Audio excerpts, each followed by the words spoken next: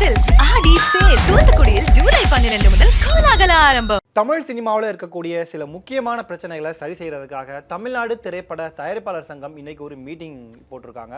So அந்த ஒரு மீட்டிங்கில் சில முக்கியமான முடிவுகள் எடுத்திருக்காங்க. அதாவது ஒரு நடிகர் தயாரிப்பாளர்கிட்ட பணத்தை வாங்கிட்டு கடைசி வரைக்கும் அந்த படத்தினோட ஷூட்டிங்கு போகாமல் இழுத்தடிக்கிறது, டப்பிங்கு போகாமல் இருக்கிறது. அதே மாதிரி ஒரு படம் எடுத்து நாங்கள் ரொம்ப நாள் ஆச்சு, ஆனால் இப்போ வர அந்த படத்தை எங்களால் ரிலீஸ் பண்ண முடியல, ரிலீஸ் பண்ண விட மாட்டாங்க அப்படின்ற ஒரு பிரச்சனை.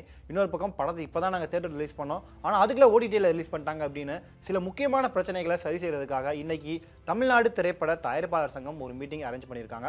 அந்த ஒரு மீட்டிங்கில் யாரெல்லாம் கலந்துக்கிட்டாங்க அப்படின்னு பார்த்தீங்கன்னா, தமிழ்நாடு திரைப்பட நடப்பு தயாரிப்பாளர் சங்கம், தமிழ்நாடு திரையரங்க உரிமையாளர்கள் சங்கம், தமிழ்நாடு திரையரங்க மல்டிப்ளெக்ஸ் உரிமையாளர்கள் சங்கம், தமிழ்நாடு திரைப்பட விநியோகஸ்தர்கள் சங்க நிர்வாகிகள் அப்படின்ட்டு இந்த 4 அமைப்புகளை சேர்ந்த சங்க நிர்வாகிகள் எல்லாம் கலந்துக்கிட்டாங்க.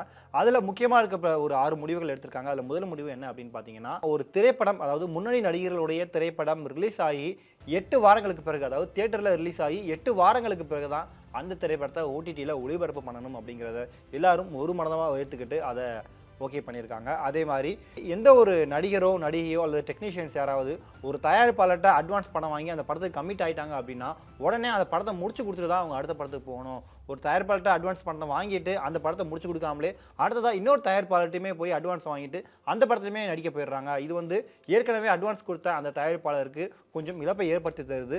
அதனால் நீங்கள் ஒரு தயாரிப்பாளர்கிட்ட அட்வான்ஸ் வாங்குறீங்க அப்படின்னா அந்த படத்தை முடிச்சு கொடுத்துட்டு தான் நீங்கள் அடுத்த படத்தில் கமிட் ஆகணும் அப்படிங்கிற ஒரு முக்கியமான தீர்மானத்தையும் அதில் நிறைவேற்றிருக்காங்க. குறிப்பாக நடிகர் தனுஷ் நிறைய தயாரிப்பாளர்கள்ட்ட இந்த மாதிரி அட்வான்ஸ் ஏற்கனவே வாங்கி வச்சிருக்காரு, படத்தில் நான் பண்ணித்தரேன் அப்படின்ட்டு. ஸோ இதனால் நிறைய தயாரிப்பாளர்களுக்கு இழப்பு ஏற்பட்டிருக்கு. ஸோ இனிமேல் நடிகர் தனுஷை வச்சு நீங்கள் ஒரு படம் பண்ண போகிறீங்க அப்படின்னா முறையாக நீங்கள் தமிழ்நாடு திரைப்பட தயாரிப்பாளர் சங்கத்தை வந்து டிஸ்கஸ் பண்ணிட்டு அதுக்கப்புறமே தான் அந்த படத்தை நீங்கள் ஆரம்பிக்கணும் அல்லது அப்ரோச் பண்ணணும் அப்படின்ற ஒரு முக்கிய தீர்மானத்தையும் இதில் அவங்க கொண்டு வந்திருக்காங்க. இன்னைக்கு தேதியில் ஒரு ஷூட்டிங் முடிச்சு தயாரிப்பு பணிகள் எல்லாம் முடிஞ்ச பிறகும் ஒரு திரைப்படத்துக்கு திரையரங்குகள் கிடைக்கிறது ஒரு எட்டாத கனியாகவே இருக்குது. ஸோ இந்த ஒரு பிரச்சனையை தீர்க்கிறதுக்காகவே தமிழ்நாடு திரைப்பட தயாரிப்பாளர் சங்கம் ஒரு புதிய விதிமுறையை கிரியேட் பண்ணியிருக்காங்க. அந்த புதிய விதிமுறையை கிரியேட் பண்ண பிறகு தான் படப்பிடிப்புகளை நடத்தணும் அப்படின்றதுக்காக இனிமே, அதாவது ஆகஸ்ட் 16ஆம் தேதி அடுத்த மாதம் 16/8/2024 பிறகு எந்த ஒரு புது படத்தையும் நீங்கள் தொடங்கக்கூடாது அப்படின்று தற்காலிகமாக ஒரு தடை நிறுத்தம் போட்டிருக்காங்க. அதாவது ஆகஸ்ட் 16ஆம் தேதிக்கு பிறகு புதுசாக ஒரு படத்தை ஸ்டார்ட் பண்ணுறதா இருந்துச்சு அப்படின்னா அதை பண்ணக்கூடாது அப்படின்னு இப்போதைக்கு இடைக்காலமாக ஒரு தடை நிறுத்தம் போட்டிருக்காங்க.